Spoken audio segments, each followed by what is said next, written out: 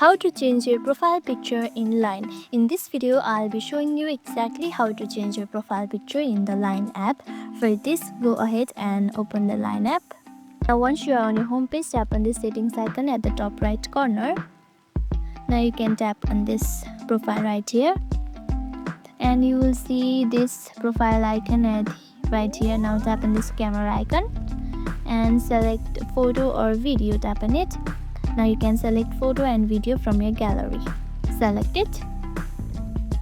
Once you select it, tap on next and tap on done.